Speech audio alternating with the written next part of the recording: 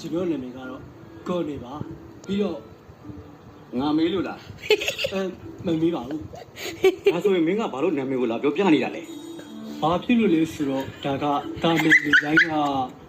မင်းကလူသားလား မဟုတ်ပါဘူးဒါပေမဲ့ ဒါပေမဲ့ဘာဖြစ်လဲ ဘာမှမဟုတ်တော့ဘူးကျွန်တော်တောင်းပန်ပါတယ် ဘာအတွက်တောင်းပန်တာလဲ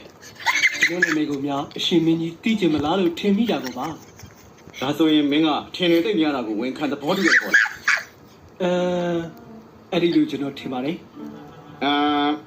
ကွန်ဆာတာတွေသူ့ကိုလာဖမ်းလိုက်ကြ ဘလို့ဘာကြောင့်လဲ အထင်နေတွေးထင်နေတဲ့ပြစ်မှုကျူးလွန်လို့ပေါ့ကွာ နေပါဦးကျွန်တော်ဒီကိုရောက်လာတာကရှင်သမီးတော်လေးနဲ့ပေးစားစီချင်လို့ပါဟွာဆက်ချင်လို့ပါ နေဦးဘာကွန်ဆာတာတွေအဲ့ဒီမှာရက်မင်းအခုနကငါ့ကိုဘာပြောလိုက်တာလဲ ဒီကိုကျွန်တော်လာရခြင်းကသမီးတော်လေးနဲ့ခွာချင်းဆက်မင်္ဂလာဆောင်ပြီးကိုလာတောင်းမြင်တာပါ ခွာချင်း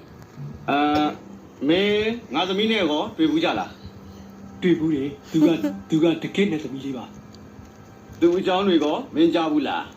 ကျွန်တော်ကြားချင်ပါတယ် ပြန်တော့ဒါဆိုမင်းမကြောက်ဘူးသေးဘူးပဲမင်းဒီမှာလာအချိန်ဖြုံးနေတာပဲ နေပါဦးဘာဆိုလိုတာလဲခင်ဗျာကျွန်တော်သူ့ကိုတကယ်ပဲချစ်တာပါဗျာငါကောင်ဗျာ ငါကောင်ဟုတ်လား ဒီလိုပြောချင်တာပါတောင်းပန်ပါတယ် တင်နေတာသူ့ကိုလက်ထက်တဲ့ဘယ်သူမဆိုချက်ချင်းကိုသိမှဒါကြောင့်မင်းပြန်လိုက်တော့